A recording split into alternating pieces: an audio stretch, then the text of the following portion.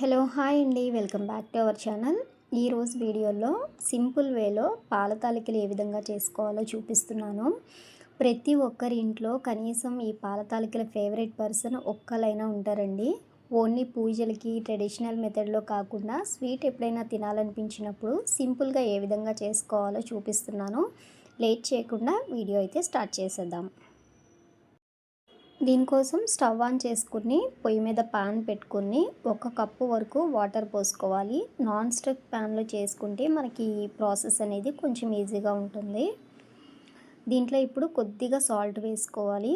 అలాగే 1 స్పూన్ వరకు నెయ్యి కూడా వేసుకొని వాటర్ కొద్దిగా బాయిల్ అయిన తర్వాత మనకి పాల తాలికలు అనేవి స్వీట్గా కావాలి అనుకుంటే, మరీ పచ్చిగా పిండి ముద్దలుగా వద్దు అనుకుంటే కొద్దిగా బెల్లం యాడ్ చేసుకోవాలి.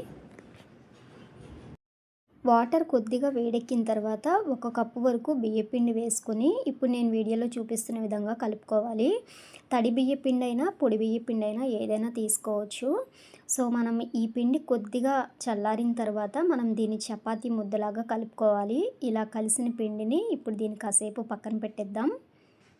ఈ స్వీట్లోకి డ్రై ఫ్రూట్స్ కావాలి కాబట్టి జీడిపప్పు కిస్మిస్లు కూడా వేయించేసుకొని వీటిని కూడా పక్కన పెట్టేసుకుందాము.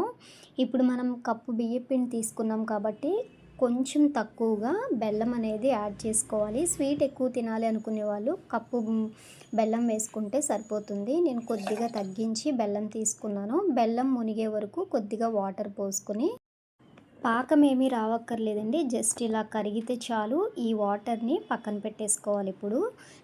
ఇప్పుడు ఒక గిన్నెలోకి 1/2 లీటర్ వరకు పాలు సరిపోతాయండి. ఈ పాలు కొంచెం చిక్కగా ఉంటేనే పాల తాలికల టేస్ట్ అనేది బాగుంటుంది.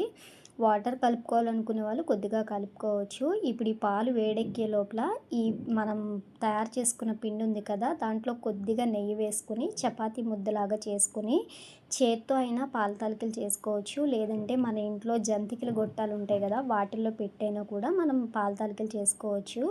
నేనైతే చేత్తోనే చేశాను. కొద్దిగా లాస్ట్లో పిండి అనేది మనము ఉంచుకోవాలి. ఆ పిండిలో కొద్దిగా వాటర్ పోసుకొని ఇలా థిక్ బ్యాటర్ లాగా చేసుకొని దీన్ని కూడా పక్కన పెట్టేద్దాం. ఇప్పుడు పాలు వేడెక్కిన తర్వాత మనం దీంట్లోకి పాల తాలికలు అనేవి వేసుకోవాలి. ఇక్కడ చిన్న క్లిప్పింగ్ అనేది మిస్ అయిందండి. మనం పాలు వేడెక్కిన తర్వాత ఒక 2-3 స్పూన్లు సగ్గుబియ్యాన్ని నానబెట్టి దాన్ని కూడా యాడ్ చేసుకోవాలి. సో పాల తాలికలు కొద్దిసేపటికి మనకి ఉడికిపోతాయి. ఒక్కొక్కటి గరిటెలోకి తీసుకుని స్పూన్తో మనం మెదిపి చూస్తే మనకు తెలుస్తుంది. సో ఇవి కూడా ఉడికిపోయిన తర్వాత మనం సిరప్ రెడీ చేసుకున్నాం కదా పిండి ముద్ద, సో అది కూడా వేసేసుకొని ఇంకొంచెం సేపు మరిగించుకోవాలి. జీడిపప్పులు కిస్మిస్లు కూడా వేసేసుకోవాలి. ఒక 15-20 నిమిషాలకి మనకి పాల తాలికలు అనేవి రెడీ అయిపోతాయండి. సో రెడీ అయిపోయిన తర్వాత మనం రెడీ చేసుకున్న బెల్లం సిరప్ని వడగట్టుకుని వేసుకోవాలి. ఇక్కడ మనం వెంటనే కదిపేసేయడం కానీ లేదంటే ఎక్కువసేపు ఉడికించడం కానీ చేస్తే పాలు అనేవి విరిగిపోతాయి. సో నేను కదిపించలేదు కానీ జస్ట్ ఒక 2 నిమిషాలు లేట్ అయ్యింది స్టవ్ ఆఫ్ చేయడము. కొద్దిగా విరిగినట్టు అనిపించింది, బట్ టేస్ట్ అయితే చాలా బాగుందండి. వేడివేడిగా అయినా సర్వ్ చేసుకోవచ్చు, చల్లగా అయినా సర్వ్ చేసుకోవచ్చు. టేస్ట్ అయితే చాలా బాగుంటుంది.